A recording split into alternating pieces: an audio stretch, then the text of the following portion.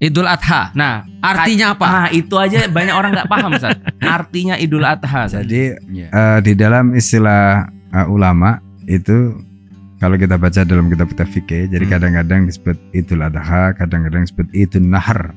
Oh ya, Yaumun Nahar. Yaumun Nahar. Jadi Yaumun Nahar itu ya hari penyembelihan. Ya seperti disebutkan dalam Al-Qur'an kan wanhar. Iya. Gitu. Oke, bismillahirrahmanirrahim. Assalamualaikum warahmatullahi wabarakatuh. Waalaikumsalam warahmatullahi wabarakatuh. Pembawa acara kita luar biasa ya. Ini kita sudah posisinya sudah benar-benar minadulumati ilan nur. Oh gitu. Oh, nah, ini aku hitam itu putih-putih. Harus aku tengah ya? Ya, antum tengah. Campuran. Kan inana halalu bayinun. Inana Ayo lo. Innal halala bayinun. Wa innal harama bayinun. Wa bainahuma antum syubhat, berarti mutasyabih. Ini kita hari ini adalah ini sebenarnya memoriam kita setahun yang lalu. Bikin apa? Forgive to forget. Forgive to forget. Ya, karena ini kita nggak terasa sekali teman-teman sudah sampai ke bulan, mau masuk bulan ini sudah ya? Iya, ini kan mau sekarang masuk bulan Dzulhijjah. Ini masih Dzulqa'dah, ini kita sudah mau masuk bulan Dzulhijjah atau bulan haji. Atau bulan haji, penanda kita akan segera merayakan Idul Adha. Nah, dari cerita tahun yang lalu, ini ada sedikit laporan dari Mahat Syaraful Haramain terkait pembagian hewan kurban yang program ini yang kemarin kita punya ya, tebar hewan kurban MSH, di Mahat Syaraful Haramain. Ini kurang lebih eksklusif report daripada Idul Adha tahun yang lalu ini. Nah, telah tertunaikan amanah pemotongan dan penyaluran hewan kurban tahun lalu 1444 Hijrah sebanyak 63 ekor yang terdiri dari 34 ekor domba dan 25 ekor kambing dan 4 ekor sapi. Nah, Masya Allah. Berarti ini yang sudah di kemarin sudah tahun ada lalu. di tebar hewan kurban. Ya. Ini penyalurannya kemana aja, Ustaz? Macam-macam. Ada yang masyarakat di sekitar, ya itu terutama di kalangan RT RW di kampung itu, fuqara, duafa. Masya Allah. Karena target kita itu kan sebenarnya ini untuk selain mendekatkan kita dengan masyarakat, karena kan masyarakat itu mereka termasuk banyak kalangan duafa. Jadi dengan adanya pembagian hewan kurban ini, maka insya Allah hubungan kita dengan masyarakat semakin dekat. Masya Allah. Ya, sehingga dengan begitu istilahnya perhatian kita itu saling terjalin dengan baik. Masya Allah. Dan ini prosesnya langsung bareng sama anak-anak santri. Santri yang menyembelih santri itu. Saya lihat di awal tadi ada pelatihan fikih kurban juga. Jadi di Mahat itu kan anak-anak belajar fikih dulu. Jadi mereka itu ada fikih udhiyah. Ya, jadi fikih tentang penyembelihan hewan kurban. Nah, kemudian setelah fikih itu mereka belajar tentang prakteknya, bagaimana menyembelihnya. Yang menurut syariat Islam tentu saja, dan mengundang ahlinya. Oh, gitu. Itu dibawa tukang jagal ahli. Iya, tukang jagal ahlinya itu yang datang ke situ itu. Nah, meskipun untuk sapi itu belum santri ya, karena kan gede ya. Iya. Jadi kita santri itu kambing itu yang sudah bisa mereka, karena memang kan dengan pengalaman, dengan resiko macam-macam. Kalau santri takutnya nanti malah bisa jadi accident ya kan. Nah, makanya kita hadirkan untuk penyembelihan tadi itu, dalam pelatihan itu memang ahlinya. Kemudian nanti mereka pada saat penyembelihan itu santri juga terlibat, bahkan mereka langsung nyembelih, tapi itu untuk kambing. Sementara yang untuk sapi itu juga ahli yang memang mereka biasa melakukan istilahnya penyembelihan sapi.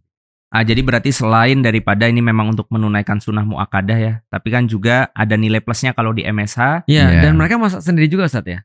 Barang-barang. Iya, jadi semua yang santri nisanya ya, Ustaz ya? Iya, jadi begini, di Mahat itu hewan kurban yang disembelih di situ itu tidak semua dikonsumsi oleh santri. Jadi santri itu bahkan tidak mengambil hewan kurban tadi. Waduh. Karena mereka sudah patungan untuk menyembelih hewan yang mereka akan makan di Mahat. Oh, Masya Allah. Jadi yang untuk hewan kurban khusus. Ya khusus yang untuk titipan ini kita distribusikan gitu. Kita distribusikan ya kepada mereka yang membutuhkan gitu. Jadi ada satu RT kadang dapat 5 kambing, 6 kambing gitu dan sebagainya. Itu yang kita lakukan ya, termasuk di masjid di sekitar dan sebagainya. Ya, karena di lingkungan Ma'had kan kita seperti yang kita tahu masih banyak yang memang perlu untuk mendapatkan apapun yang dilakukan kebaikan-kebaikan di Ma'had, berupa misalnya mereka ketika datang Ma'had mendapatkan keberkahan, ada tempat ilmu di situ. Tapi tentu saja karena Islam itu kan memang perhatiannya luar biasa ya. Nah, jadi MSH itu juga menggunakan cara ini untuk bisa mendekatkan diri pada masyarakat. Gitu. Dan tahun ini kembali diadakan program juga di Masyaraful Haramain, yaitu tebar hewan kurban tahun 1445 Hijriah. Untuk yang mau ikutan gabung silakan langsung daftar di s.id, lihat link di bawah ini /kurban MSH strip 1445. Nah, nanti silakan daftar di situ biar kita bisa bareng-bareng sekaligus menunaikan sunnah kita, juga untuk mendidik para santri dan juga bermanfaat di lingkungan pesantren. Sehingga sapi yuk. Wis asik. Mau nggak? Langsung ditembak di depan. Iya bareng yuk. Serius nih? Iya serius. Bismillah ya. Bismillah. Nanti kalau siapa tahu kalau itu kan sapi kan bertujuh saat. Nanti kita bahas lagi ya. Nah siapa tahu nanti ada yang mau barengan sama kita berdua. Iya. Oh kalau nggak antum satu aku satu. Oh iya. Nanti siapa di belakang antum, siapa di belakangku. Bisa kita briefing ini? Bisa. Kan itu kan nggak perlu briefing. Kebaikan itu harus disegerakan. Insya Allah. Jadi selain daripada kaget ya, ini dari arahan daripada Ustadz dan Kiai kita ya. Nanti kita posting grup ya. Siapa yang mau korban bareng aku gitu ya. Oke. Berikutnya Ustadz, ini sekali lagi ini podcast kan sebenarnya bukan hanya tentang promosi korban atau program, tetapi ini juga untuk mengedukasi terkait hal-hal menarik yang mungkin terlupa atau memang jarang diulik terkait atau Idul orang Adha. belum tahu Idul Adha. Nah, artinya apa? Nah, itu aja banyak orang nggak paham Ustadz. Artinya Idul Adha Ustadz. Ya. Pertama kata adha ya. Jadi kalau Id itu kan kita sudah tahu artinya kan Lebaran, hari raya. Nah, adha itu dari udhiyah. Udhiyah. Ya, udhiyah itu artinya kurban. Iya, tadi katanya kan? Masa adhayathu gitu. Enggak, jangan usah dibahas, enggak usah dibahas itu kan bercanda. Kalau menyembelih itu kalau menyembelih ini ya. Itu doha yudhi. Tuh, itu. Doha yudhi. Ya, itu sembelihan. Jadi doha yudhi itu ikut wazan fa'ala yufa'ilu.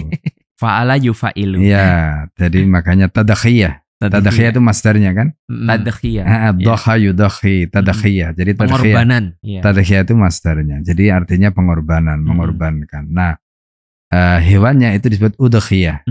Pelakunya zaki. Bener nggak? Pelakunya mudakhi. Oh mudakhi. Aku kaget zaki. Zaki tadi pakai do bukan z. Ikut wazan mufa'ilun. Oh mufa'ilun. Mudakhi. Ya, terus antum udah tahu sekarang kan artinya Idul Adha ini adalah sebuah hari raya kurban. Hari raya kurban. Jadi di dalam istilah ulama itu kalau kita baca dalam kitab-kitab fikih, jadi kadang-kadang disebut Idul Adha, kadang-kadang disebut Idul Nahar. Oh ya, Yaumun Nahar. Yaumun Nahar. Jadi Yaumun Nahar itu ya hari penyembelihan. Ya seperti disebutkan dalam Al-Qur'an kan wanhar. Iya. Gitu. Tapi apa bedanya saat antara tadi doha tadi yang menyembelih dengan nahar? Kenapa misalnya contoh di dalam Al-Qur'an dipakai fasalli li rabbika wanhar. Dipakai kata khususnya adalah nahar, bukan bukan adha misalnya.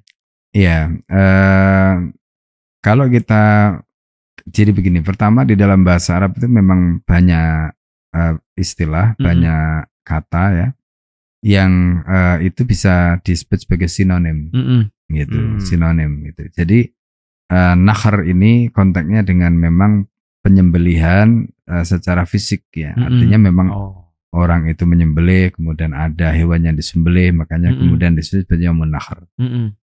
Nah, sedangkan tadakhiyah di dalam bahasa Arab itu maknanya bisa umum. Jadi meskipun nanti istilah udhiyah itu ya identik dengan korban, ya kan?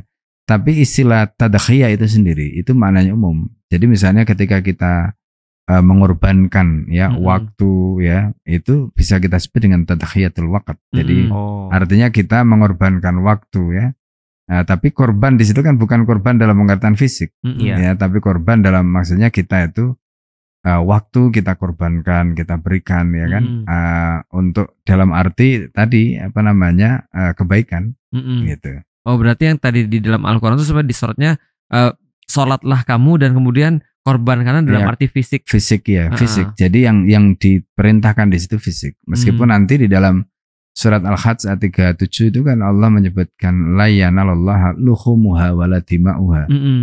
Jadi sebenarnya yang didapatkan Allah itu bukan luhum, bukan daging. Meskipun perintahnya fisik, tapi Allah itu tidak mendapatkan luhum dagingnya wala dima'uha ya. Begitu juga tidak darahnya. Walakin yanalu taqwa. Ya kan? Jadi yang didapatkan Allah itu adalah takwa minkum dari kalian. Karena hakikat dari korban itu kan ya menyembelih itu kan syiar. Fisiknya itu kan syiar.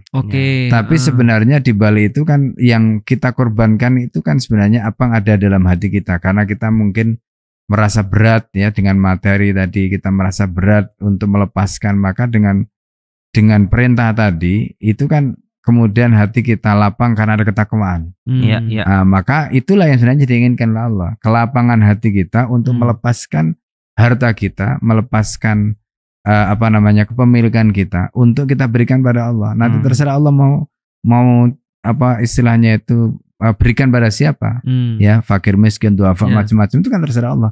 Karena Allah yang memerintahkan gitu. Jadi boleh nggak Ustadz kalau kita katakan misalnya Ustadz, kalau nahar ini kan lebih kepada fisik Ustadz, tapi kalau adha ini lebih kepada non fisik, atau sebenarnya lebih kepada nilai atau makna yang kita rasakan di dalam diri kita Ustadz? Ya secara harfiah bisa, karena kata doha yudohi tadakhiyah tadi itu pengorbanan. Itu arti umumnya adalah mengorbankan. Doha yudohi itu kan dari fa'ala yufa'ilu artinya mengorbankan. Nah, dan dalam bahasa Arab kata tadakhiyah itu bisa digunakan untuk yang lain gitu. Jadi selain pengorbanan secara fisik dalam bentuk udhiyah tadi, itu juga tadi misalnya mengorbankan tenaga kita, waktu kita, perhatian kita dan sebagainya tadi itu bisa.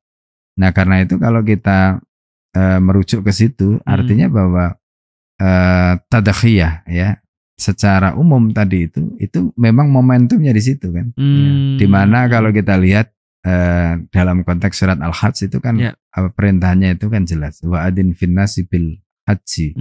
Ya, jadi kumandangkanlah, sampaikanlah kepada umat manusia itu untuk menunaikan haji.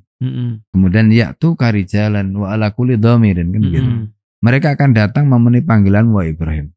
Ya, rijalan dengan jalan kaki. Itu kan tadakhiyah. Ya, wa ala kulli dhamirin. Kulli dhamirin itu menunggangi unta-unta yang kurus kerempeng. Nah, kemudian apa namanya ya'tina min kulli fajjin amik. Jadi mereka itu datang dari berbagai penjuru yang di pelosok-pelosok yang di dalam-dalam itu.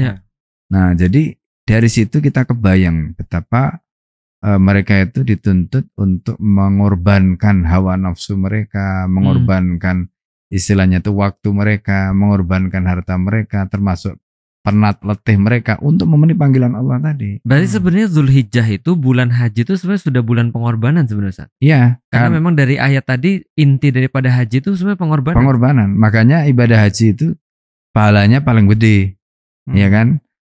Istilahnya bahkan disamakan dengan jihad nanti. Jadi kata Rasulullah SAW itu jihadul mar'ati, ya. Kemudian jadi di situ ada jihadul kabiri wad dha'ifi wal mar'ati, ya, al hajj wal umrah, ya kan? Jadi jihadnya al kabir itu orang yang sudah tua, ya, renta. Kemudian ad dha'if orang yang lemah, termasuk kemudian wanita itu adalah haji. Artinya itu pahalanya ya, bukan berarti kemudian ini menggantikan jihad tidak, tapi pahalanya. Nah, kenapa kok pahalanya haji itu samakan dengan jihad tadi itu? Ulama kemudian merumuskan kaidah namanya bunyinya begini, al ajru biqadril masyaqqah, ya kan? Jadi pahala itu sesuai dengan kadar kesulitan. Jadi kalau ibadahnya semakin sulit, otomatis pahalanya semakin gede. Kalau ibadahnya biasa-biasa saja, ya pahalanya biasa-biasa. jihad itu bukan hanya tenaga, harta, ya, pikiran, waktu, bahkan nyawa kan. Nah, makanya pahalanya paling gede. Disebut sebagai darwah sanamil Islam. Istilahnya itu ujung tombak, ya kan? Puncak gitu. Nah, kemudian haji juga begitu. Haji itu kan juga harta, ya kan? Kemudian waktu, tenaga, kecuali nyawa aja gitu. Ya kan? Bahkan nyawa, Ustaz. Ya, iya, kalau pas mati di sana, ya kan. Tapi kan sebenarnya maksudnya orang itu untuk bisa menunaikan haji kan harus sehat. Benar, Ustaz. Gitu kan, harus sehat, ya, sehingga dia bisa menunaikan ibadah haji. Nah, jadi intinya memang ibadah haji ini luar biasa gitu. Makanya pahalanya juga luar biasa. Sehingga wajar kalau kemudian Nabi menyebut itu sebagai jihadul kabiri wa dhaifi wal mar'ah. Artinya sebenarnya kalau pengorbanan tuh berarti harus ada rasa beratnya. Kalau tidak ada rasa beratnya, ya nggak berkorban. Bukan pengorbanan. Artinya kalau misalnya contoh ya, ada orang nanyakan, Ustadz kita tuh masih sulit, kita tuh masih susah dan segala macam, apakah kita harus berkorban? Tentu secara fikih kita bilang tidak.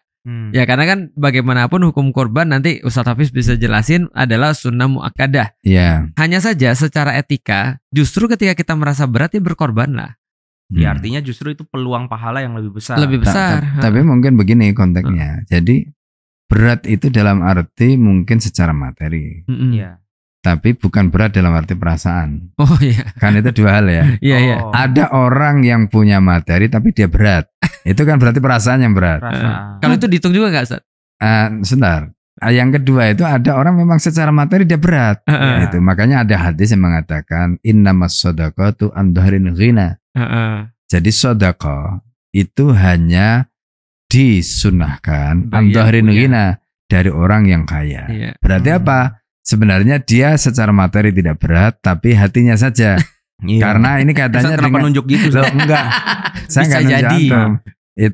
Jadi konteksnya itu terkait dengan tadi bahwa orang itu secara materi sebenarnya tidak berat. Tapi beratnya itu di hati. Karena kan ngeluarkan duit 3 juta, 4 juta, 5 juta, bahkan sampai 20-an sekian misalnya gitu. Satu motor, Ustaz. Ya, satu motor misalnya gitu kan. Sementara kan terus habis disembelih juga dia tidak makan sendiri kan gitu. Terus dibagikan ke orang gitu. Sudah gitu juga habis itu sudah ibaratnya kan gitu. Kalau orang mikirnya secara materi nggak ada kelihatan apapun. Terus apa impactnya kan gitu bagi dia gitu. Nah itu makanya secara perasaan berat. Makanya tadi itu disebutkan oleh Rasulullah, disebutkan oleh Allah dalam surat Al-Hajj 37 tadi. Walakin yanalut taqwa minkum tadi itu. Jadi yang didapatkan itu takwa. Ketika orang itu menjalankan itu karena ini perintah Allah, meskipun untuk sunnah muakkadah dan secara perasaan tadi berat, sudah dia. Nah itu tetap tadi dapat pahala. Gitu. Justru perasaan berat itu yang akan mendapatkan bagian. Dan itu memang korelasi antara apa yang dilakukan orang-orang dengan berkurban dan yang di ibadah haji itu mirip ya. Maksudnya ketika balang jumroh apa itu kan berkaitan dengan nafsu untuk kemudian ditekan dan segala rupa ya. Oh, berarti pengorbanan ini sebenarnya lebih kepada pengorbanan nafsu, Ustaz? Ya, tadi itu intinya dia harus menundukkan hawa nafsunya. Jadi dia harus menundukkan hawa nafsunya karena itu yang membuat dia sebenarnya berat. Ya, ketika dia mampu menundukkan hawa nafsunya kan tadi seperti kalimat tadi. Ya. Jadi ketika orang itu jadi man ghalaba jadi istilahnya idza ghalaba alaika akluka, ya kan, fawalaka wa idza ghalaba alaika hawaka fahuwa li'aduwika. Kalau kamu dikendalikan oleh akalmu, maka itu kemenangan bagimu. Ketika kamu dikendalikan oleh nafsu, itu milik musuhmu, termasuk setan. Setan itu kan musuh. Maka Allah di dalam Al-Quran menyebut ya inna syaitana kana lakum adu. Jadi setan itu musuhmu, fatakhidu adu. Jadikanlah dia sebagai musuh. Tempatkanlah dia sebagai musuh. Jadi ketika kita itu dikendalikan hawa nafsu kita berat tadi itu ya, maka otomatis yang mengalahkan kita itu adalah setan. Setannya menang. Dan berarti syariat kurban ini kan sebenarnya kan berkaitan dengan pengorbanan juga, Ustaz ya. Pengorbanan oleh Nabi Ibrahim yang kemudian menyembelih putranya lalu kemudian digantikan oleh gibas yang merupakan bukti daripada ketakwaan Nabi Ibrahim. Ya. Nah, kalau kita mengorbankan binatang aja ya, binatang kurban itu berat. Nah, apalagi kita nggak bisa bayangin anak sendiri disuruh apalagi kurban. mengorbankan Ismail ya. Yang itu sudah ditunggu selama berpuluh-puluh tahun. Iya. Aku pernah dapat referensi bahwasanya Nabi Ibrahim itu mendapatkan Nabi Ismail ketika umurnya sekitar 86 tahun. Iya. Makanya kebayang ya. Iya, dan mendapatkan baru yang kedua Nabi Ishak itu setelah berumur kira-kira 100 tahun. Jadi antum bisa bayangin ya, 86 tahun nunggu anak dapat disuruh sembelih. Itu kayak apa pengorbanannya tuh? Dan juga pengorbanan Nabi Ismail yang ridho kan. Iya. Bersabar dengan ketetapan yang betul. sudah Allah tetapkan, betul. itu juga luar biasa. Betul. Dan itu luar biasa. Dan ini kita kalau nggak salah kemarin juga pernah bahas Ustadz bahwasanya yang Ustadz sampaikan bahwa ini cuma mengulang yang kemarin ya. Yang Ustadz pernah sampaikan bahwa dulu terjadi Qabil dan Habil, yang mereka juga berkaitan dengan pengorbanan, walaupun pada saat itu bukan disuruh berkorban hewan, tapi mereka disuruh berkorban yang terbaik yang mereka punya. Maka Qabil pada saat itu karena dia seorang petani, dia mempersembahkan hasil panen. Dan ternyata yang dipilih juga bukan yang bagus, tapi yang campuran lah. Sedangkan Habil itu karena dia seorang peternak, seorang penggembala, dia mengorbankan yang terbaik. Nah, terus ternyata itu berhubungan dua ceritanya. Ternyata menurut beberapa pendapat itu yang gibasnya yang dikorbankan oleh Habil itulah yang menjadi korbannya Nabi Ibrahim. Jadi kalau yang pas di sini nih, iya pas udhiyah ini nggak beres, maksudnya pas pengorbanan ini nggak beres, ini ada nyawa yang hilang. Tapi begitu pengorbanan ini dilakukan dengan sempurna, justru ada satu nyawa yang selamat. Ada nyawa yang selamat. Bagiku, luar biasa ya. Maksudnya, iya benar. Filosofinya luar biasa. Jadi dengan pengorbanan tuh ada kehidupan gitu. Iya kan, memang kalau kita bicara soal kehidupan ya, kan kehidupan itu kan bisa didapatkan ketika orang itu mau berkorban. Iya kan? Contohnya seperti pernikahan. Ya, ketika orang itu nggak mau berkorban kan dia nggak akan hidup. Ya ini ngomong ibu melahirkan anaknya kan juga sama dengan pengorbanan yang bapak kerja, korelasinya nyawa, dia melahirkan kehidupan baru. Ya, jadi kuncinya tadi itu adalah berikanlah yang terbaik. Karena jadi begini, korban ini sebenarnya urusan kita sama Allah. Jadi bukan dan ketika kita memberikan yang terbaik itu artinya apa yang kita ingin dapatkan itu hanya dari Allah. Oke, Zat, terkait terbaik itu, Zat. Ini kan ahsanu amala ini kan katanya bukan aksaru amala. Iya. Biasanya nih kalau udah Idul Adha begini, udah mau masuk ke bulan Dzulhijjah begini, selalu entah kenapa di WhatsApp itu ada postingannya almarhum Syekh Ali Jabir, Zat. Yang mana? Yang cerita bahwa yang ini intinya kurban itu tidak harus satu orang satu. Nah, tapi juga bisa diwakilkan. Misalkan kepala keluarga menyembelih atas nama keluarganya, gitu kan ya. Bahkan Rasulullah dulu menyembelih kurban untuk seluruh umatnya, misalkan demikian. Nah, cuma kalau itu kan udah selesai itu, tinggal dilihat aja videonya almarhum Syekh Ali Jabir tuh beres ya. Nah, cuma berbicara tentang orang yang ingin menunjukkan pengorbanan yang terbaik. Nah, ada kasuistik, Zat. Orang itu misalkan contoh ya, punya rumah di kota A, kota B, kota C gitu. Nah, daripada pilih mana, Zat? Daripada saya kurban di A, di B, di C, atau mendingan udah satu aja sapi di sini misalkan gitu, atau gimana sih perspektif ngomongin terbaik itu, Zat? Apakah terus jadi kurbannya banyak gitu atau gimana? Itu sering jadi pertanyaan. Ya, pertama begini ya, standarnya itu kan kembali kepada keikhlasan. Karena ini ibadah ya. Jadi mukhlisin alauddin, artinya bahwa murni karena Allah. Kemudian terbaik tadi itu ya tentu karena ini bicara misalnya begini ya, kalau ketika orang itu, kalau tadi konteksnya dengan Syekh Ali itu kan sebenarnya terkait dengan bahwa ketika seseorang itu misalnya dia pengen berkorban kemudian dia tidak mampu, atau mampunya cuma satu kambing tapi dia pengen untuk semua keluarganya misalnya begitu, itu kan ya Nabi itu ngasih contoh. Jadi kalau di situ konteksnya dengan Nabi tadi itu, Nabi itu memberikan contoh karena Nabi itu Nabi bagi orang miskin, bagi orang kaya semua. Jalan dikasih untuk Iya, semua orang. jadi kadang Nabi itu berkorban dengan korban seperti ini. Misalnya contoh ya, kalau antum baca kisah Rasulullah pada saat Haji Wada, itu yang disembelih Nabi sendiri itu 63 ekor. Iya, unta. Ya kan? 63 ekor gitu. Itu pribadinya Nabi. Nabi sendiri. Nah, artinya apa? Ini kan luar biasa sebenarnya gitu. Ini kan luar biasa. Jadi tapi kan ada juga riwayat yang seperti tadi. Itu makanya Nabi itu menjadi contoh bagi semuanya gitu. Jadi bisa untuk orang yang super kaya, bisa untuk orang yang miskin gitu, yang pengen berkorban. Nah, tapi intinya semua harus dari keikhlasan hatinya gitu. Sehingga tidak boleh orang kaya kemudian nyontoh. Ya kan Nabi juga ngasih contoh korban satu untuk seluruh keluarganya. Kenapa nggak ngambil hadis yang 63 gitu? Padahal dia itu punya kemampuan. Nah, itu kan berarti kembali ke hatinya. Oh, berarti dia sebenarnya yang penting korban gitu. Dari kalau yang penting korban nanti ceritanya seperti Qabil tadi yang penting korban gitu kan. Padahal yang dituntut itu bukan yang penting korban, mestinya itu memberikan yang terbaik gitu. Nah, yang terbaik itu ya sesuai dengan kemampuan dan kapasitas dia.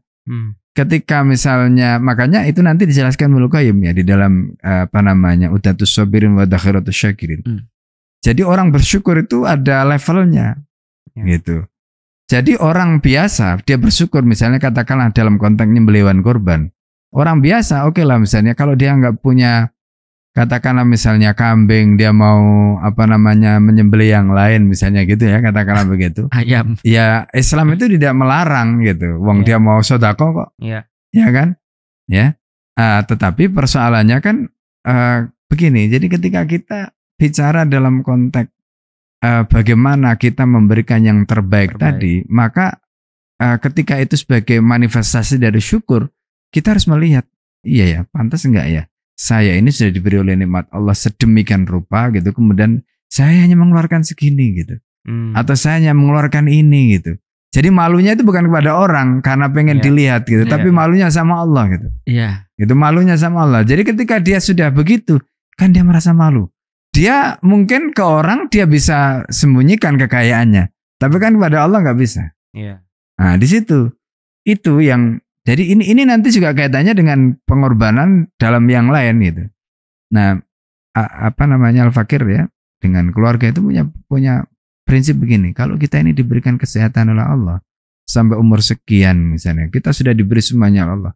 Terus kita nggak mengorbankan tenaga kita, waktu kita untuk dakwah, terus apa yang kita mau katakan kepada Allah gitu. Ini kan bentuk tadhiyah yang tadi kita sampaikan itu bentuk tadhiyah. Nah terus kita ini diberi begini oleh Allah misalnya gitu. Bahkan kadang-kadang kita nggak minta dikasih sama Allah gitu. Termasuk Allah minta kita begini aja kita. Sehingga dengan begitu kita mau malas ini itu malu sama Allah. Mau malas ini malu sama Allah. Gitu loh. Itu bentuk tadhiyah. Ya, bentuk tadhiyah. Nah, apalagi kalau tadi ya kan misalnya punya kekayaan, punya ini, punya itu macam-macam gitu ya. Lalu kemudian ya setahun sekali kalau kita mau bicara korban itu kan setahun sekali. Masa gitu kita masih hitung-hitungan misalnya gitu. Betul. Ya. Nah itu kadang-kadang orang itu mikirnya ya sudahlah yang penting gitu. Dia lupa bahwa syukur itu ada levelnya. Gitu. Dan aku jadi ingat saat tadi ketika Ustadz ngomong itu ternyata benar ya. Setiap syariat kita meyakini kan pasti ada kebaikan buat kita sendiri Ustadz ya. Dan kan Allah kan nunjukin dengan peristiwa Qabil dan Habil itu ternyata niatan untuk berkorban atau kemampuan dia untuk bersyukur dengan one heart, dengan kemudian mengalirkan darah hewan kurban itu ternyata berkorelasi dengan aktivitas dunia. Jadi ada orang yang kemudian dia itu mau untuk berkorban kepada Allah dengan yang terbaik, ternyata dia akan memandang dunia ini rendah. Tapi begitu kemudian dia itu tidak bisa mengendalikan bahwa dia itu bisa berkorban kepada Allah dengan yang terbaik, ternyata dia akan komplain masalah dunia terus. Jadi artinya maksudku tuh gini, oh ternyata benar ya. Kenapa Allah tuh ngelatih kita untuk berkorban? Karena sikap berkorban ini memiliki sebuah karakter.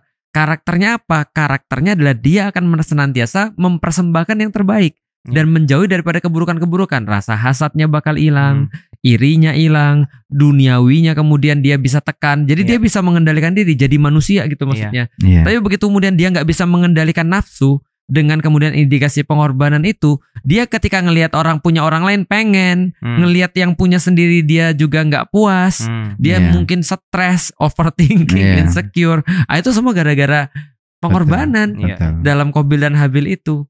Gitu. Nah, ketika orang udah memutuskan oke, yang terbaik kayaknya saya cuma maksimal 2 kambing misalnya, ini udah udah insya Allah udah terbaik nih misalnya Ustaz ya. Bagi dia sesuai dengan kemampuannya. Sesuai dengan kemampuannya tadi rasa dia. malu Ya. tadi Ya, pada Allah. Ya, udah ditakar segitu misalkan bismillah. Berikutnya, apakah juga harus berpikir korban kemananya Ustaz? Artinya kan juga banyak tempat-tempat yang mungkin bisa motongin kurban, cuma mungkin penyalurannya ya bukan ini ya, bukan rahasia lagi ya, bahwa banyak banget orang itu yang sampai dapat berkresek-kresek misalkan, karena penyebarannya spiritnya itu nggak rata sebenarnya, karena kan tidak dikontrol langsung oleh negara kan biasanya itu kan biasanya masjid per masjid dan seterusnya. Nah, apakah juga sampai kepada titik itu juga kita harus perhatikan apa yang penting udah aku korban aja? Gitu, Ustaz.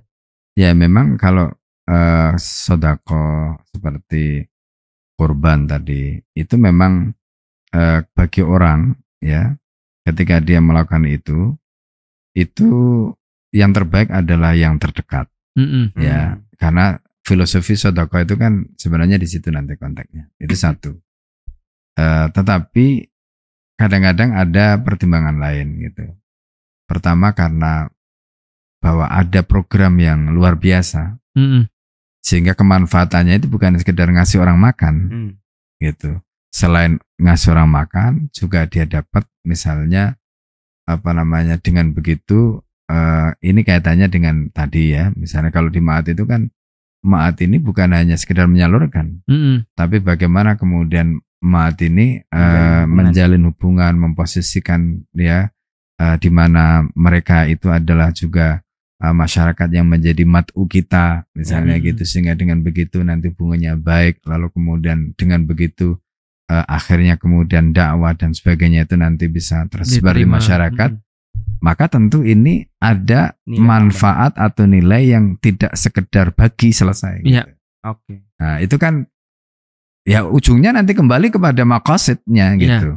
Ya kan seperti kata para ulama itu ya kan al-hukmu ya bimaqasidi. Jadi sesuai dengan maqasidnya gitu. Jadi besar kecilnya itu sebenarnya boleh juga kita pilih sebenarnya Ustaz ya. Karena aku sebagai orang oportunis memang itu yang aku lakukan. Ketika ikhlas kita udah beres ya, karena ibadah kan tetap harus memerlukan ikhlas ya. Kalau aku akan melihat mana yang memberikan aku paling banyak pahala. Nah, dan aku meyakini dari dulu tidak ada perkara kecil dalam tujuan yang besar. Tidak ada perkara yang kecil dalam tujuan yang besar. Apalagi ini perkaranya cukup besar, yaitu adalah soal sunnah muakkadah yang disyariatkan. Disyariatkan. Maka ketika aku nih misalnya secara pribadi ya, contoh kalau untuk sekarang misalnya ya, ini kan contoh ini Palestina besar sekali. Andai kan kurban kita bisa nyampe ke sana, aku akan nyumbang ke sana. Karena kenapa? Kalau bisa nyampe, tapi kan sekarang nggak bisa nyampe. Masalahnya itu ketika Suriah dulu pernah problematik sampai dengan sekarang, kita juga dulu pernah menyalurkan kurban ke sana. Tapi ya tidak lupa juga bahwasanya kita tahu bahwa kepedulian kita terhadap Palestina atau kepedulian kita terhadap kaum muslim di dunia yang lain atau negeri-negeri yang lain itu sangat bergantung dengan peradaban Islam yang bisa bangkit. Artinya kita benar-benar harus memperhatikan solusi jangka panjang selain kita memperhatikan solusi jangka pendek. Dan yang kita bisa lakukan secara masuk akal adalah menyiapkan generasi-generasi setara Salahuddin. Nah itu yang kita lakukan di Ma'had, yang selalu kita ulang-ulangi pada diri kita sendiri. Nah sehingga hal-hal yang bersifat kurban yang kalau hanya dimaknai sebagai ibadah mahdoh yang bersifat kemudian muakkadah tadi ya, sunnah muakkadah tadi itu besar, itu terasa lebih besar lagi kalau kita memandangnya dengan cara peradaban tadi itu. Betul ya. Gitu ceritanya tuh. Iya. Jadi akhirnya bukan sekedar bagi-bagi selesai gitu, tapi ada impact gitu ke depan yang sebenarnya kita harapkan gitu.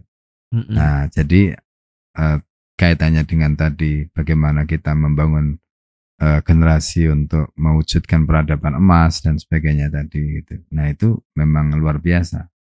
Ya, apalagi di Ma'had itu kan kemudian diintegrasikan semua. Jadi mulai dari fikihnya sampai skillnya, kemudian distribusi di masyarakatnya. Ya kan itu semua terintegrasi gitu. Ya, termasuk nanti kalau perlu tukang makan saat kita siap. Kan tadi udah ada tukang jagal, tukang masak dan tukang makan. Tukang makan itu juga penting untuk difikirkan. Terus kalau yang kemarin saat ketika MSA kan sudah tahun ke-5 sekarang Ustaz. Masuk tahun ke-5. Masuk ke tahun ke-5 karena anakku angkatan ke-5. Masuk Oji. Alhamdulillah. Biasa. Di tengah-tengah gempuran dan persaingan yang luar biasa, anakku menempati klasemen tengah seperti MU. Oh.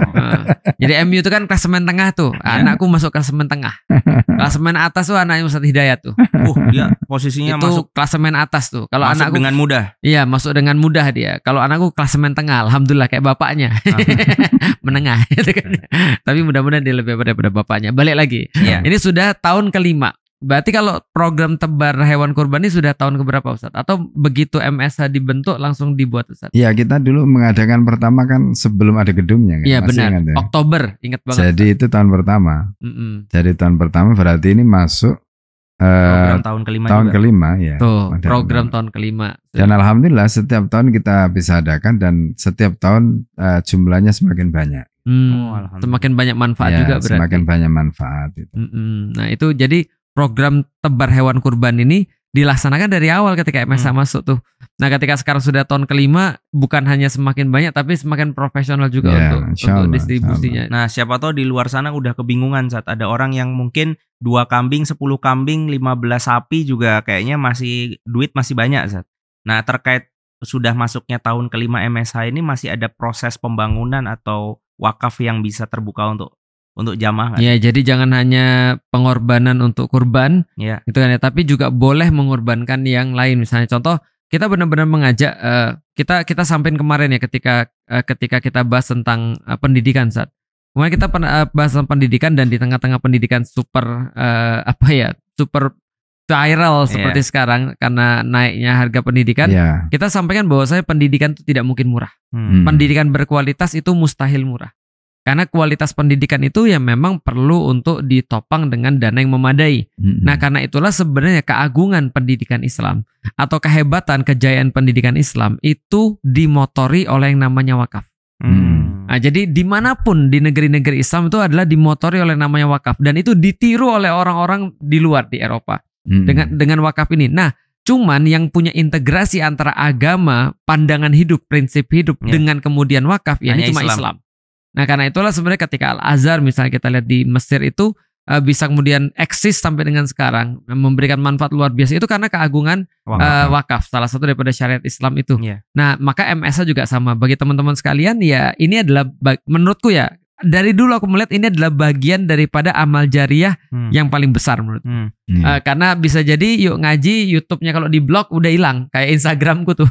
Udah hilang berarti investku ke Instagram ya paling cuma tinggal orang-orangnya aja. Instagramnya udah hilang, tidak lagi bisa menghasilkan amal jariah itu akun. Tapi kalau Ma'had Syaraful Haramain ini dia mencetak orang-orang yang nanti akan dalam pikiran kita setidaknya kita niatkan dan kalau antum lihat kurikulumnya MSH, antum bakal mumet serius. Pasti. Aku aja mumet. Iya. Jadi aku aja mumet. Tapi aku nggak ngomong ke anakku sih Ustaz. Itu aku bilang kamu pasti bisa. Itu kamu pasti bisa. Itu kan kamu pasti bisa karena bapakmu pasti sebenarnya. Nah itu aku bayangin ya. Dengan kurikulum seperti itu kan kita niatin pengen jadi penegak-penegak peradaban Islam nih. Nah jadi ketika kita membangunkan fasilitas-fasilitas bagi anak-anak ini dengan aktivitas gampang gini ya, sebelum Ustadz jelasin ya, aku begini, aku ngelihat itu kurikulum itu, seketika itu juga aku merasa IPB itu mudah, serius, IPB itu mudah. Artinya kalau aku mikir nih, aku pengen wakaf nih, kalau aku wakaf di satu sekolah misalnya, dia cuma belajarnya 4 jam, tapi kalau di sini belajarnya 8 jam, tentu aku akan milih lebih padat dong. Artinya itu lebih ketika aku bangunin satu ruangan misalnya dipakainya untuk aktivitas begitu padat, aku seneng dong karena pahalaku artinya lebih banyak. Nah itu oportunisku. Nah jadi itu. Nah monggo Ustaz tadi mau nyambung tentang wakaf atau apa tadi? Ya progres jadi MSH. Jadi di MSH itu dari awal kan kita ketika mendirikan Ma'had itu filosofinya itu adalah bahwa ini adalah proyek masa depan gitu. Jadi proyek masa depan itu ada 2. Pertama di dunia ini kan kita ingin mengembalikan kembali kejayaan Islam. Nah Islam itu kan tentu Islamnya itu sendiri satu hal ya. Tapi kan Islam itu kan yang begitu luar biasa itu kan harus ada yang mengemban. Dan yang mengemban kan harus hebat. Islamnya hebat, yang mengemban nggak hebat kan nggak jadi. Nah itu kan itu problemnya sekarang kan begitu. Jadi bayangkan ya dulu para sahabat itu hebat dicetak oleh Nabi begitu hebat, itu Islamnya hebat, jadi akhirnya Islam itu kemana-mana dengan cepat gitu.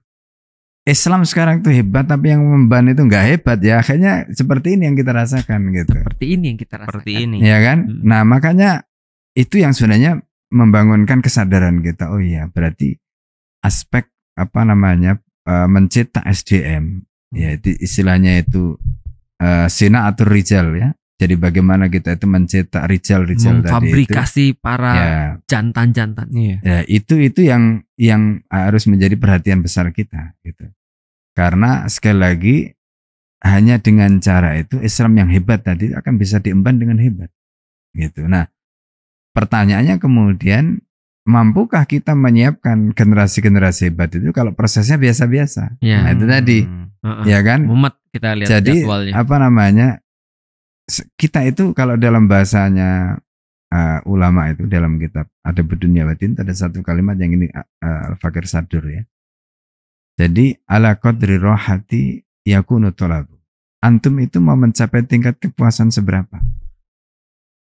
Ketika tingkat kepuasan yang antum ingin dapatkan itu paling maksimal, maka pada level itulah antum akan menuntut. Karena sebesar tuntutan itu adalah ditentukan oleh sebesar kepuasan yang antum inginkan. Gitu. Nah, karena itu ya wajar kalau kemudian kita kurikulumnya macam-macam kita bikin tadi, karena kita menginginkan yang tadi gitu. Yang rohanya itu yang paling tinggi gitu. Dan sudah 4 tahun berjalan. Tahun berjalan ya. Kalau artinya gini, jadi dari awal kita memang membikin konsep yang ini sudah berjalan sebenarnya sudah ratusan tahun di masa lalu dengan konsep wakaf tadi. Yang itu kemudian akhirnya kita buktikan dengan izin Allah itu bisa kita lihat. Ya hasilnya hari ini di mana dengan konsep wakaf itu dalam waktu 4 tahun dari semua set plan itu tinggal satu bangunan saja yang belum. Auditorium itu. Auditorium. Ya, auditorium. Gedung serbaguna. Jadi nanti kita bangun 3 lantai. Jadi kalau kita lihat sekarang bangunannya itu sudah ada gedung Sultan Ulama itu asrama Banin. Kemudian masjid, bangunan yang kedua. Yang ketiga itu adalah bangunan Syekhul Islam. Yang keempat itu Muhammad Al-Fatih. Yang kelima itu adalah gedung Sayyidah Sofia. Yang keenam itu adalah gedung Sayyidah Fatimah. Itu asrama Banat. Nah itu belum ditambah dengan lapangan untuk Banin, lapangan untuk Banat sudah ada semua.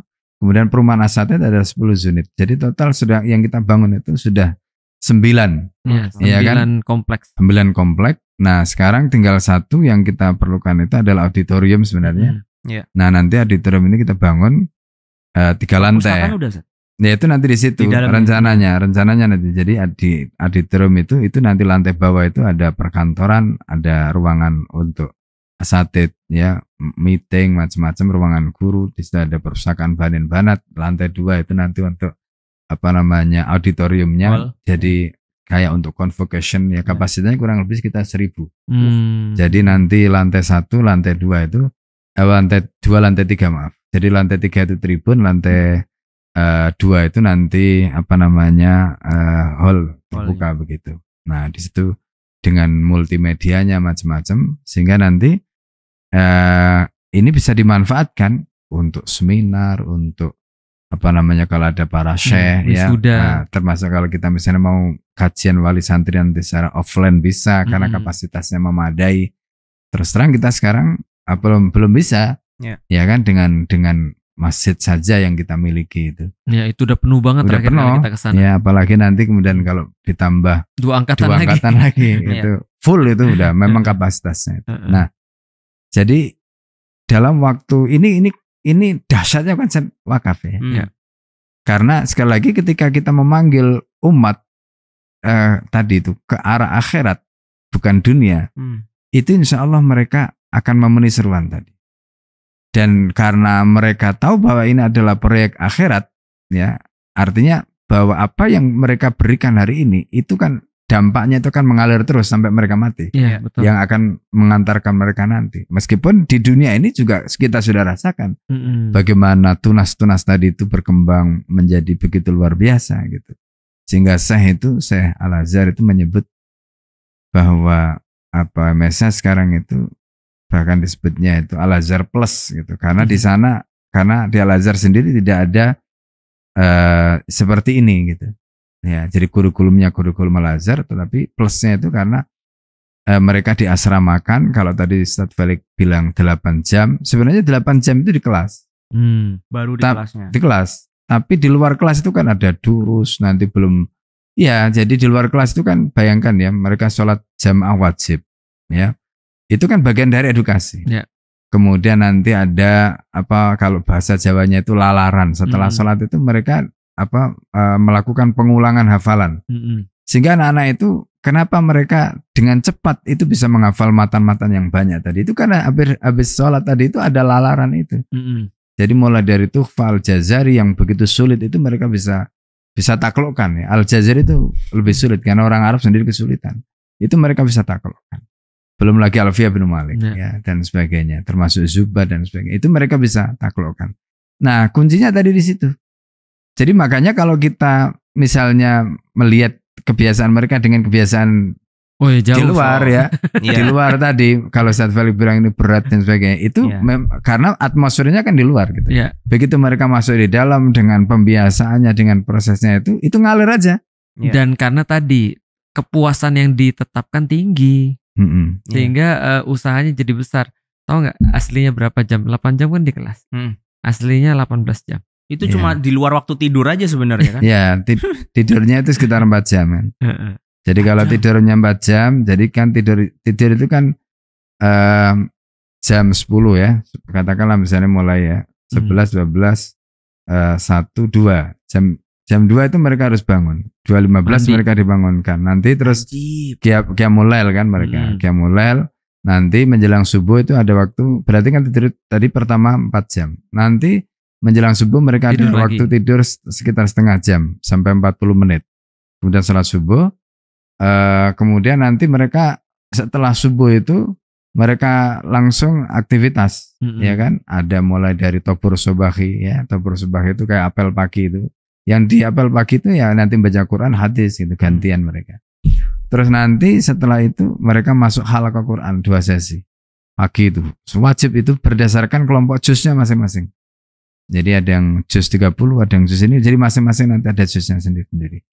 Terus setelah itu nanti jam 8.20 itu mereka berhenti. Mandi. Enggak, selesai. Kan udah mandi tadi. Oh, udah mandi. Udah mandi, udah sarapan mereka.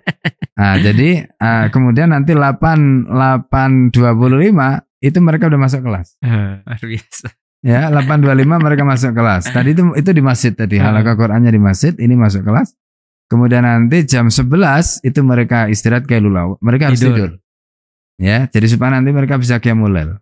Nanti setelah tidur qailula mereka dibangunkan makan siang. Setelah itu kemudian mereka belajar lagi. Sholat zuhur jamaah di masjid. Setelah itu masuk kamar, ganti kostum ya, ganti baju, masuk kelas sampai asar. Luar biasa. Dan kemarin ada hijab Alila pernah nyoba pengalaman sebagai santri MSH.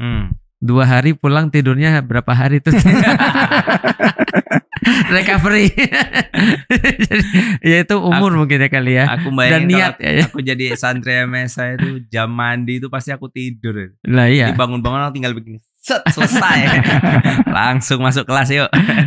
Lah makanya sebenarnya jadi memang tadi itu balik lagi kan pengorbanan ya. Iya. Jadi coba bayangin ya kita berkontribusi untuk menyiapkan santri-santri yang memang digembleng secara ya dari segi dosis pengemblengannya juga berbeda. Ya, jadi bapak-bapak, ibu-ibu bagi Anda yang sudah tahu umur kita sudah tidak bisa untuk mengulang fase itu. Ya, tinggal fasilitasin aja. Tapi kita juga mau andil dan ikut berharap ada pahala jariah mengalir untuk kita lewat proses yang luar biasa itu kan istilahnya udah kawah candra di muka. Iya, kalau tapi aku keluar bukan Gatot Koco kan, ini udah ulama keluarnya kan. Kalau kita pikir gini ya, kalau aku kalau aku disuruh mau masuk pesantren atau mau cari untuk membiayai pesantren, iya aku pilih yang kedua lah. Iya, jelas. Iya. Insya Allah Gitu. kita siap nggak tidur untuk cari uang. Dan antum bisa bayangin nggak? Ya. Antum bisa bayangin nggak? Itu baru santrinya loh. Heeh. Antum pikir yang lebih berat tuh santri atau gurunya? Nah itu dia. Aku pernah mikir bahwa santri itu lebih berat. Ternyata guru yang nyiapin tuh juga lebih berat. Iya. Lah coba bayangin guru-gurunya. Iya. Ya, jadi mereka harus mendampingi santri. Iya. Jadi Coba. sholat tahajud didampingi. Terus selain itu guru-guru itu juga ada program. Jadi kalau mereka malam itu mereka ada talaki dengan syekh.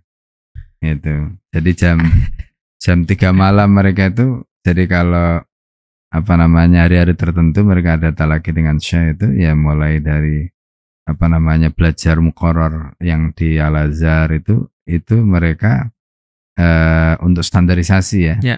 Nah, itu mereka mendapatkan langsung jadi supervisi dari saya. Tuh, jadi antum bisa bayangin ya, kan contoh ya, kalau tadi diceritain santri jam 2 langsung bangun lalu mandi. Antum kira itu ustaz-ustaznya nggak bangun? Iya pasti sebelum itu kan mereka harus sudah siap kan. Lah ya itu. Jadi Iya. makanya itu pentingnya pengorbanan. Iya. Dan Iya. bukan hanya ngurusin anaknya loh, tapi Dan ngurusin juga ada orang. lagi Sat. Apa tuh? Pahalanya itu kan bukan dari sekedar ketika mereka memproses belajar di situ. Betul. Tapi tadi kan Ustadz bilang bahwa visinya ini kan adalah Peradaban. untuk mengampu peradaban.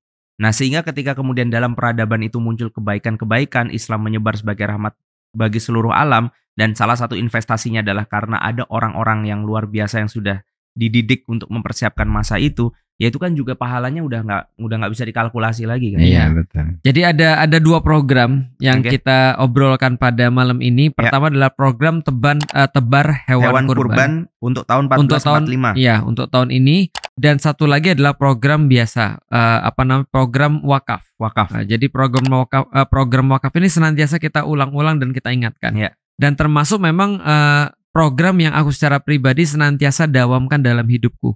Jadi kita juga berusaha bilang pada orang-orang, pilihlah wakaf yang terbaik, Iya. yang bisa teman-teman lakukan dalam hidup. Kenapa? Karena ini harus jadi bagian daripada persiapan atau bekal dalam kehidupan kita. Iya. Ada orang-orang yang berwakaf dengan waktu dan ilmunya seperti Iya. para guru-guru Para di guru. MSH. Ada orang-orang yang mungkin tidak begitu banyak punya ilmu. Iya. Sehingga Atau mau waktu pun diwakafkan percuma. ya kan? Iya. Tapi mungkin Allah kasih keleluasan yang lain, Betul. yaitu adalah harta misalnya, maka dia bisa menggunakan itu untuk jariahnya dia. Nah, khusus kemudian untuk bulan ini, bulan Dzulhijjah, ada tebar hewan kurban. Di MSH kita membuka teman-teman sekalian, teman-teman yang ingin berwakaf, nanti insya Allah aku akan buka di Instagramku, siapa yang mau wakaf bareng aku nih. Iya. Satu sapi, nanti Ustadz Wimar juga sama tuh. Antum 1 atau 2? Gini Sat, Antum kita nggak bahas malu? Parah dia. 1 sapi misalnya, Iya. nanti ada 2 sapi. Nah, Iya. teman-teman boleh isi. baru ikut gabungan. Nah, mudah-mudahan dengan tebar hewan kurban ini, Walaupun aku mikir sapi antum dulu lah yang penuh kalau gini ceritanya. ya belum tentu. Gini aja. Kalau Allah Gini menghendaki, Wimar dan Ustadz Felix mau berkurban 2 sapi. oh ya, Kita butuh berarti 6 kali 2, 12 orang yang mau ikutan gabung. boleh, Itu bagus. aja. Ya, Itu baru bener. boleh. Nanti sapi antum warna hitam, aku warna hitam putih. Gak apa-apa guys, yang hitam tuh berotot. Oke, jadi itu kita membuka. Jadi teman-teman sekalian, silahkan, ini mumpung masih ada berapa hari lagi nih? Ya kurang dari 10 hari lagi lah ya. Kayaknya ya. Enggak ding. Hampir sebulan ya. Enggak sampai sebulan. 20 nggak sekian sampai hari. Ya, Iya. pokoknya intinya tinggal bentar lagi. Tinggal Maka bentar segera lagi. aja langsung klik di s.id/kurbanmsa-1445 yang Ya. ada di link di bawah ini. Atau yang mau wakaf juga bisa di link di bawah ini. Di bawah juga. ini juga. Nanti juga ada running text-nya nih di bawah Nah. ini nih. Oke. Heeh. Ada Naruto kan di situ. Nggak ada Naruto. Kan running. Heeh. Itu aja. Ada yang mau disampaikan mungkin saat pesan-pesan pada teman-teman yang nanti mau hewan kurban dan segala macam. Atau boleh nggak Ustadz, kalau ada yang mau kurban, saya mau kurban tadi kan Ustadz, kalau santri-santrinya, meskipun betul ya, ini MSA ini menyalurkan untuk 100% untuk yang lain. Tapi kan santri-santri ini kan juga kesian Ustadz kalau nggak dikasih hewan kurban Ustadz. Iya. Kira-kira nanti kalau ada yang nonton ini Ustadz, lalu kemudian pengen, ini saya mau khusus untuk santri, itu Ya boleh nggak nggak, apa-apa, boleh. Oh, Boleh. tinggal disampaikan aja ya Iya, di boleh. kontak personnya. Jadi memang begini, biasanya santri itu mereka ada iuran. Ustadz? Jadi ada iuran Kemudian ada juga wali santri itu yang memang korban di sana, dia ingin sembelih sama anaknya. Kemudian nanti dimakan bareng-bareng temannya, ada juga yang begitu. Ya silakan, itu pilihan gitu. Ya, dan itu tidak terbatas dari Indonesia aja. Kalau teman-teman dari luar juga ada yang mau, biasanya juga kita memfasilitasi untuk itu. Karena ya kalau mereka di luar ya juga yang menikmati mungkin sedikit gitu kan ya. Tapi kalau di Indonesia yang menikmati tentu saja sudah pasti lebih luas, dan sudah pasti programnya adalah program memang kita rancang untuk bagaimana caranya hewan kurban ini bisa bermanfaat untuk orang-orang yang belajar menegakkan peradaban Islam. Masya Allah. Itu saja mungkin kesempatan kita hari ini. Semoga ada manfaat yang bisa diambil, dan feel free to share ya. Semakin banyak yang kemudian ikut bergabung lewat program ini, atau minimal tercerahkan untuk akhirnya ikut berkurban lewat materi yang tadi sudah disampaikan, insya Allah juga jadi pahala jariah teman-teman semuanya. Klik like, comment, subscribe, dan sampai ketemu di program kurban lagi mungkin tahun depan masih bersama Mahat Syaraful Harum. Wabillahi taufiq wal hidayah. Wassalamualaikum warahmatullahi wabarakatuh. Waalaikumsalam warahmatullahi wabarakatuh. Itu kameranya di situ, bukan di sini. Kan aku narsis.